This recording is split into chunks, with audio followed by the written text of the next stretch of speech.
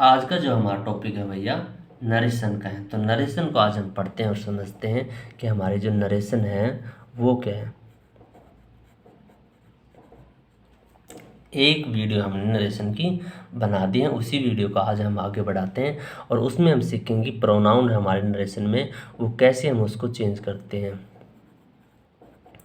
तो प्रोनाउन को हम चेंज करने के आज रूल कह दो या फिर उसका जो भी फंक्शन है वो आपको सीखेंगे भी। नरेशन क्या है, मतलब नरेशन हम पूरी जब इंग्लिश सीख लेते हैं तो पूरी इंग्लिश का निचोड़ होता है नरेशन की भी। किसी भी बात को हम किस ढंग से किस तरीके से कहते हैं उसी को हम नरेशन बोल देते हैं कि एक बात को कहने के हमारे क्या ढंग हो सकते हैं। तो उस बात में मतलब उसमें टेंस और हमारे जो मीनिंग है वो हमारे इसलिए वो चेंज नहीं होता है।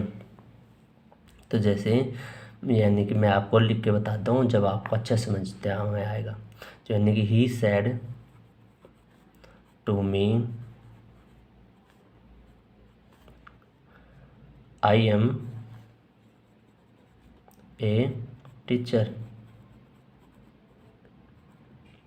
अब आप समझ लो।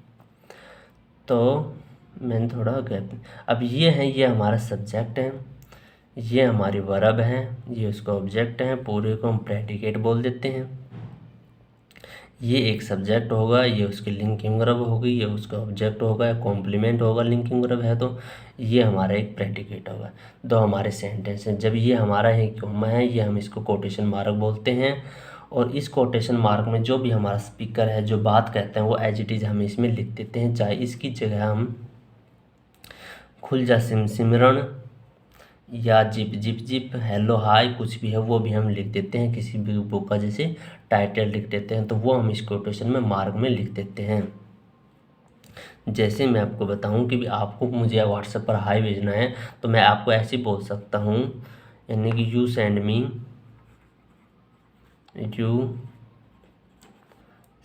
मी हाय।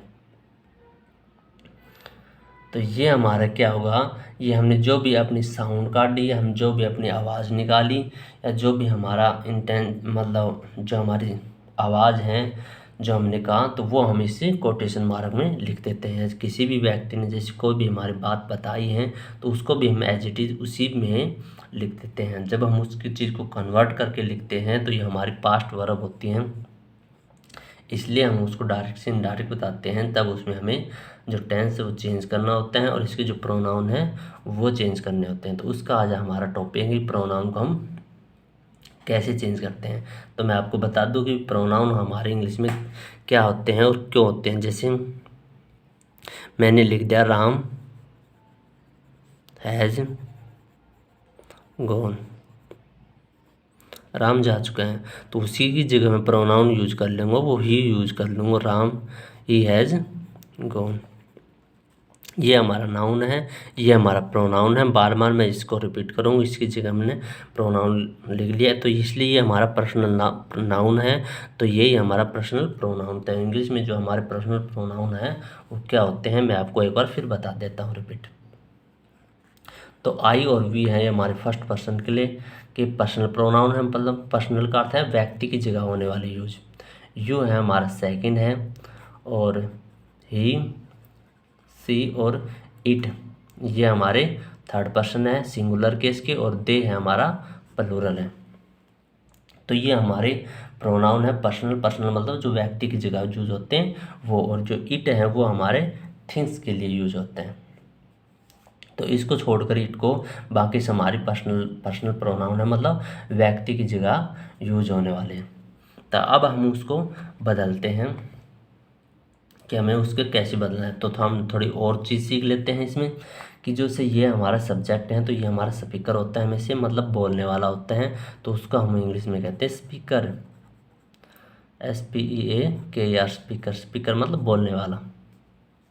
और उसकी बात को कोई सुन रहे हैं तो उसको हम कहते हैं लिसनर, LISTNER लिसनर कहते हैं। तो मतलब ये जो है तो उसने कोई कहा, किससे कहा, इससे कहा, तो ये हमारा लिसनर है, मतलब ये कोई व्यक्ति है, इससे कोई बात बता रहा है। क्या बात बता रहा है, वो बात है हमारी ये रही। तो ये इससे कह रहे हैं तो ये हमारा सुनने वाला, हिंदी में उसको हम बोल देते हैं श्रोता।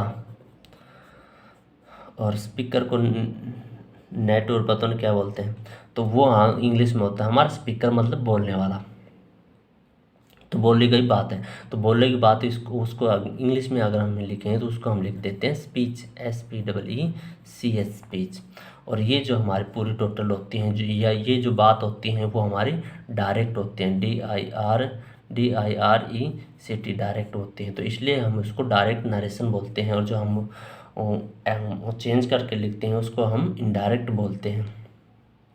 वो डायरेक्ट इसलिए बोलते हैं क्योंकि हिंदी में मैंने आपको कहा कि भी ये जो हमारी एज इट इज़ होती हैं हमारी सेम होती हैं, हमारी डायरेक्ट होती हैं, इसलिए हम इसको डायरेक्ट बोल देते हैं। अब हम समझते हैं इसको चेंजमेंट कैसे करना है। तो मैं इसको दोबारा फिर लिख देता हूँ।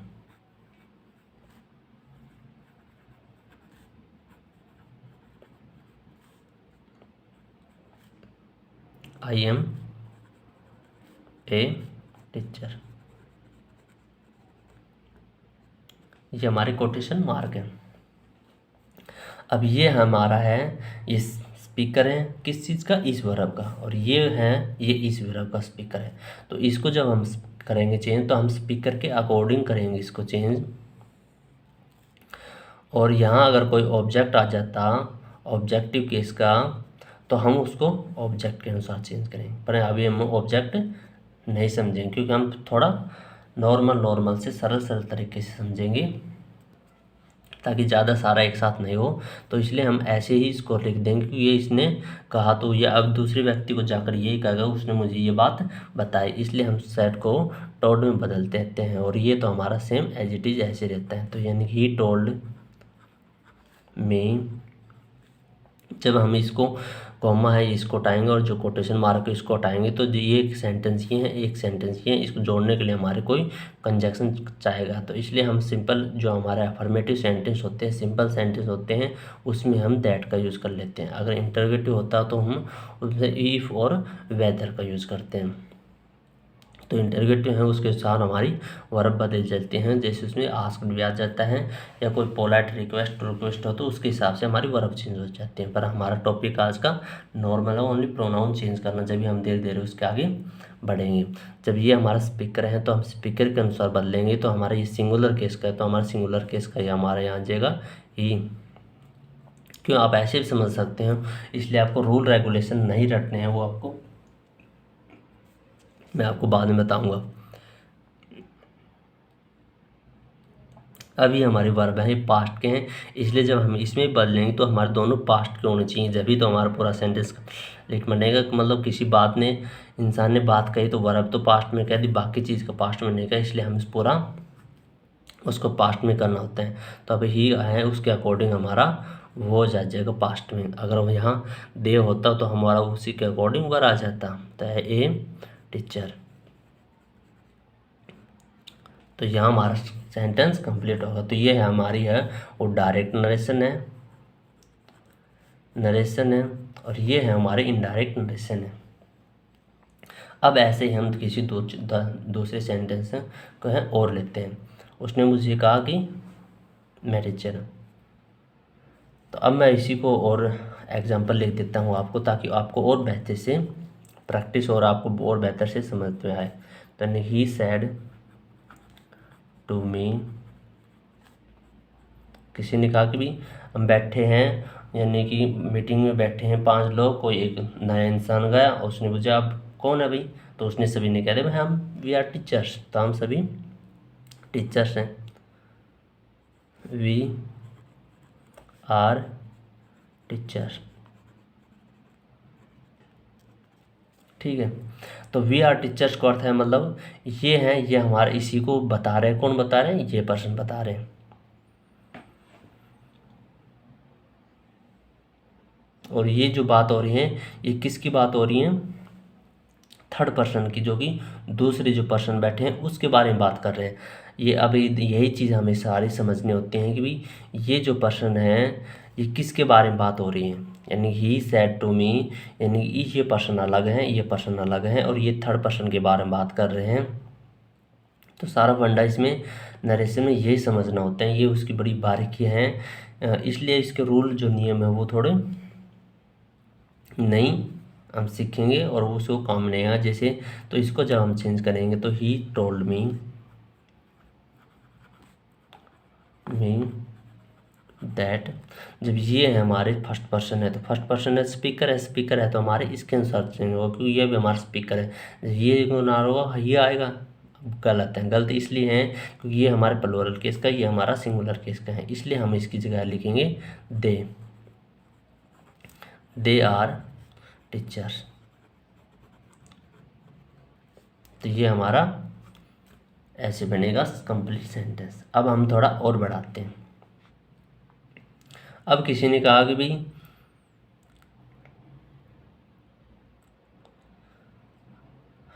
वे टीचर है, अगर हम इसी को ही इन्वर्टेड कॉमा लिख लेते हैं तो इसी को हम कैसे लिखेंगे वो हम देखते हैं।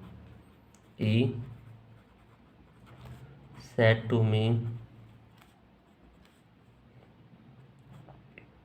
दे आर टीचर।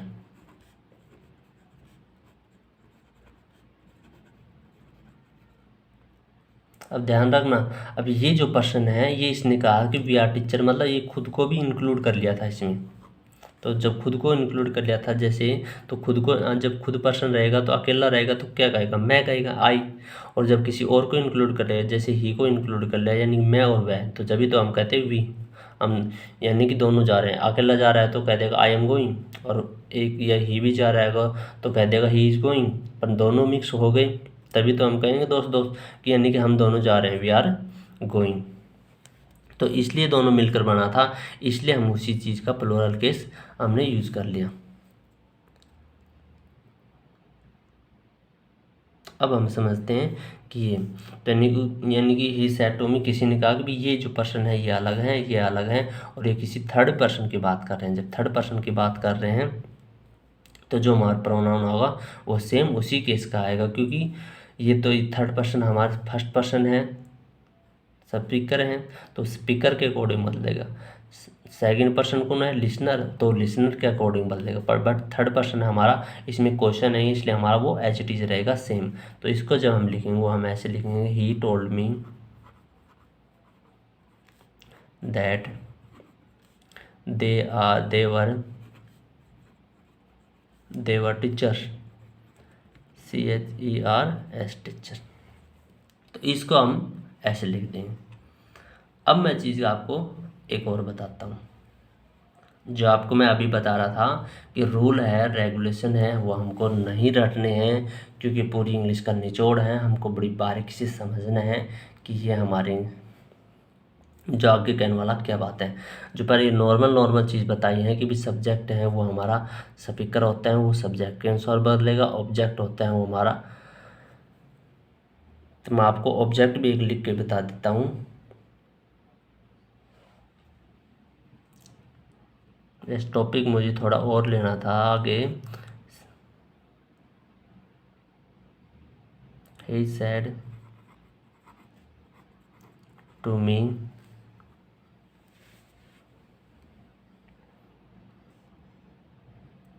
उसने मुझे कहा you give me a pen. अब हम इसको चेंज करते हैं। जब हम इसको लिखेंगे तो he told me,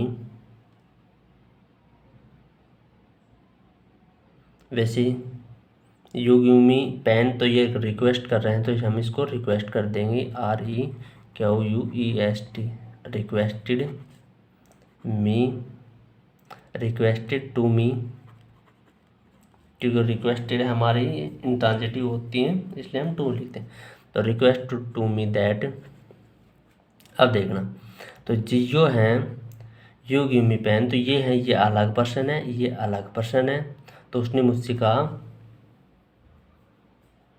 you give मी, तो ये है, ये हमारा क्या है, सेकंड पर्सन है। सेकंड पर्सन होते हैं वो हमारे ऑब्जेक्ट के अनुसार चेंज होते हैं। जब ऑब्जेक्ट के अनुसार हमारा चेंज होगा तो मी है, तो ये प्लूरल केस है इसलिए इसका हमारा वी हो जाएगा। तो गिव है तो गिव हमारी इसकी पास्ट हो जाएगी, वी गेव हमारे पास्ट हो जाएगी। अब देखना, अब जो मी है वो हमारा फर्स्ट पर्सन है, तो फर्स्ट पर्सन स्पीकर होगा तो इसका ही केस आएगा। पर अब ध्यान रखना ये हमारा सब्जेक्टिव केस है, यहाँ यह हमारा ए का हिम ऑब्जेक्टिव केस आ जाएगा। तो हिम ए पेन, ये हमारा ऐसे बन जाएगा। तो ये आपको ध्यान रखना, हमने पहले भी बताया है वीडियो में कि ही सब्जेक्ट है, उसका ऑब्जेक्टिव केस क्या होगा, उसका पॉजेसिव केस क्या होगा, उसका एडजेक्टिव जो है पार्टिसिपल केस है वो क्या होगा, ये सब हमने बता रखे हैं। जो भी न्यू है वो जाके भी देख सकते हैं। अब मैं बता रहा था कि हमको रूल है, रेगुलेशन वो नहीं रटने हैं। तो उसके लिए मैं आपको एक अभी एग्जांपल लिखता हूँ। He said to me let's go there. कोई पर्सन खड़ा है और उसका ही दोस्त आया तो उसने चलो भाई आओ अब घर चलते हैं, अब हम वहाँ चलते हैं। तो अब देखना हमारे रूल रेगुलेशन कहाँ टूट जाते हैं जब ये पर्सन कह रहे हैं। क्योंकि भी ये देखना कि जो जीपी लेट्स के साथ हम जो लिखते हैं तो वे हम इम्परेटिव सेंटेंस बोलते हैं उसको।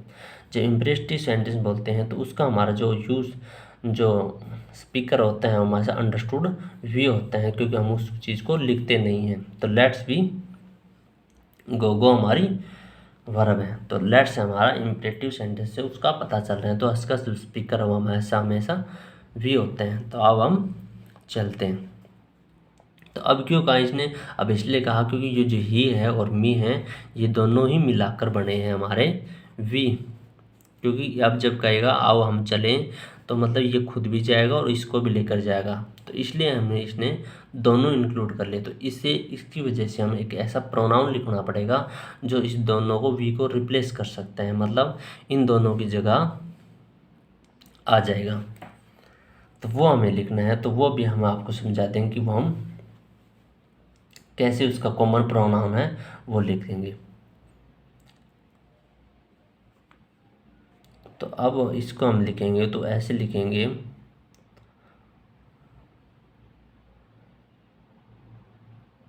अर्ज ARRUGED, अर्ज मैंने आग्रह किया उसने, टू मी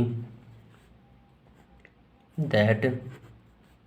तो जो हमारा वी है तो वी हमारा क्या है, स्पीकर है। जब स्पीकर है तो इसके अनुसार चेंज हो जाएगा, पर इसमें हमारा ये है ये भी शामिल है। जब ये भी शामिल है तो ये हमारा क्या होगा, ये हमारा हो गया थर्ड पर्सन, ये सीट हमारे थर्ड पर्सन, और ये हमारा क्या होगा फर्स्ट पर्सन। तो फर्स्ट पर्सन और थर्ड पर्सन है ये हमारे। इसको अगर हमें कॉमन प्रोनाउन लिखना पड़े तो हम कौन सा लिखेंगे, ये आपको भी मैं आपको बताता हूँ। तो थर्ड पर्सन और फर्स्ट पर्सन जब हमारे दो पर्सन हो उसका हमें कॉमन लिखना हो तो हम फर्स्ट पर्सन का लेते हैं, और वो प्लूरल हो तो प्लूरल केस का लेते हैं, क्योंकि उसमें हमारा स्पीकर है वो इंक्लूड होता है। अगर थर्ड पर्सन और सेकंड पर्सन हो तो हमारा लिसनर उसमें शामिल होता है, इसलिए हम लिसनर का प्लूरल लेते हैं। और जब हमारा थर्ड पर्सन और यहाँ भी थर्ड पर्सन हो तब हम उस चीज़ का प्लूरल केस का ही लेते हैं, क्योंकि दोनों हमारे थर्ड पर्सन हैं, उसमें लिसनर नहीं शामिल है, इसलिए हम उसी केस का लेंगे। ये भी आपको मैं थोड़ा बताते हूँ। तो इसलिए है ये थर्ड पर्सन, ये हमारा फर्स्ट पर्सन। जब ये थर्ड पर्सन फर्स्ट पर्सन तो हम इस स्पीकर शामिल होते हैं, इसलिए हम यहाँ प्लूरल केस का लेते हैं, क्योंकि यहाँ हमारा प्लूरल है अंडरस्टूड, तो इसलिए हम यहाँ लिख देंगे वी।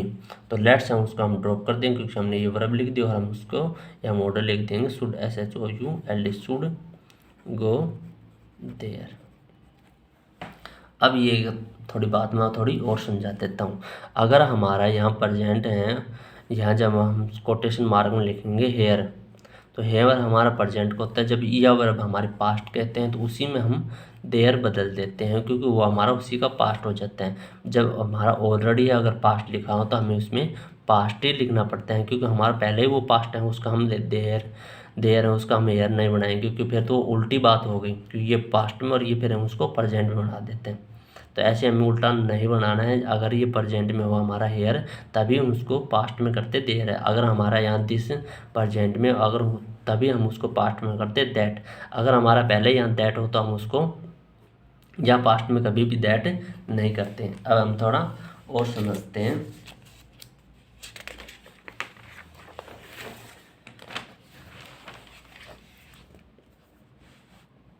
ये पास्ट पोस्ट का तो हम थोड़ा और समझेंगे। अभी मैंने समझाया कि हमारा जब कॉमन है प्रोनाउन है तो हम कॉमन कौन सा लिखते हैं। जैसे हमारा first person, second person and third person, इनका हम कॉमन प्रोनाउन कौन सा लिखने हैं, किससे हम रिप्लेस करेंगे इसको।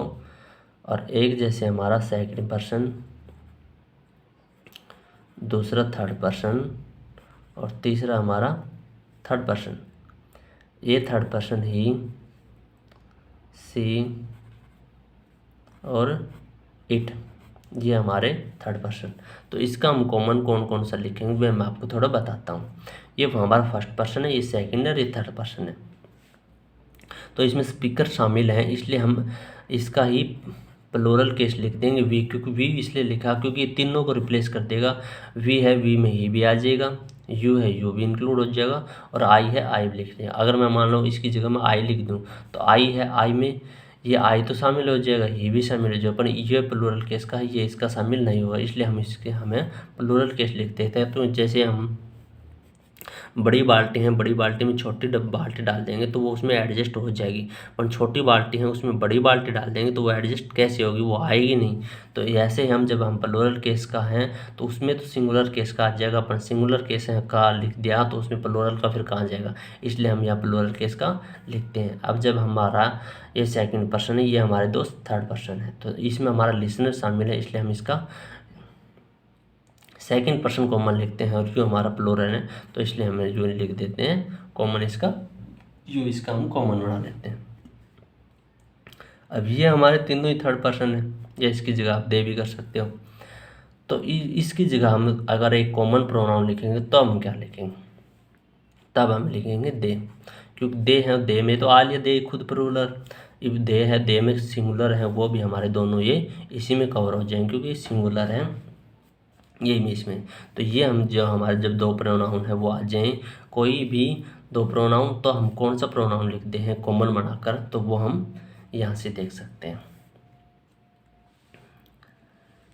तो आज का टॉपिक तो अभी तो पास्ट प्रेजेंट का पास्ट में कैसे बदलते हैं, तो टेंस थोड़ा चेंज कैसे करते हैं, ये तो हमारा टॉपिक अभी रहेगा, ये हमारी आने वाली वीडियो है उसमें समझाएंगे। पर अभी भी हम थोड़ा प्रोनाउन को आपका और क्लियर कर देते हैं कि भी हमारे प्रोनाउन कैसे चेंज करते हैं, या हम उस चीज़ में रूल रट देते हैं। तो मैं थोड़ा और आपको समझा देता हूँ। जैसे किसी भाई साहब ने कहा